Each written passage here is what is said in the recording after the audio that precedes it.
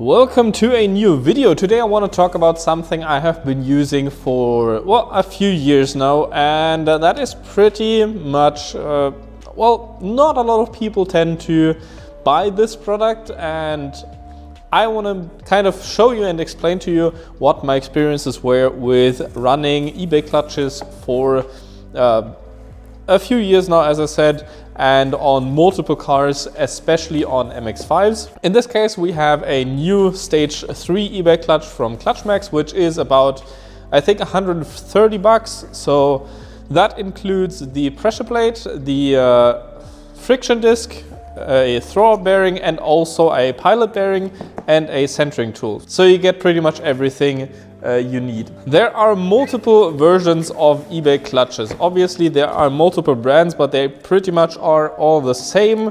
They offer the same packages for similar prices. So for example, usually they have 4 stages in clutches. So they have a stage 1 and stage 2, which are organic discs. So the friction material is organic, so the black stuff you are used to seeing in clutches. And stage 2 is usually mixed with a bit of the sintered metal. Stage 3, which my recommendation is, would be the sintered metal clutch, but I would only recommend this if you're using a stock flywheel.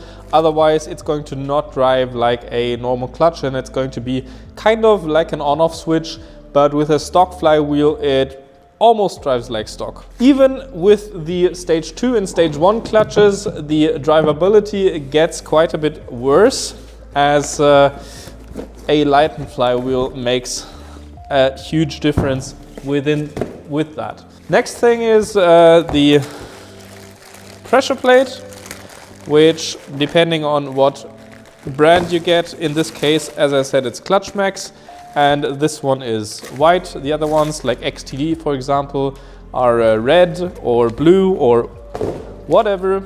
They are, I don't think they are uprated, so I don't think the springs are uprated, because the pedal pressure you are needing to press it.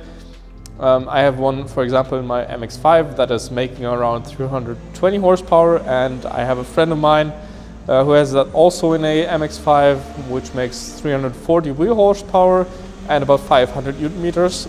So yeah, these clutches do hold quite a bit of power, and as I said, the actuation force isn't that bad. But why are some people shying away from them? Well, because they are just cheap, and some people do have problems with that. The issue with that is when you are launching really hard, for example, on a drag strip, because the clutches only have one spring, so that you can see here. Some better clutches or from other manufacturers have multiple of those, 2 or 3, although even if this is only one, it is pretty thick, and yeah, it will hold up to a lot of abuse. We have also ran one of these clutches in a MX-5 drift car, and that held up fine. The only thing is, with the sintered metal clutches, you have to expect that the life isn't as good as with an organic clutch, because the pads are much more aggressive and wear faster.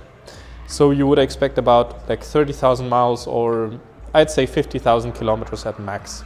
So even with clutch kicks while drifting, it's kind of fine, but I wouldn't necessarily recommend it if you are running high power and doing drifting, or for example drag racing and stuff. That's probably not going to be the optimum for a clutch like this, and in that price range it's kind of to be expected. So should you buy a clutch like this? Well, obviously it depends on your application. We have installed or ran like 5 or 6 of these, so we've always ran the ClutchMax brand, as they were able to ship to Germany. And I have already done a video previously where we put in the first clutch, which is still in the car. And yeah, as I said, we didn't have any problems. If you did have issues or specific things you want us to take a look at, or to inform other people about, leave that in the comments below, because that would be helpful information. Otherwise, I wish you a nice day and goodbye.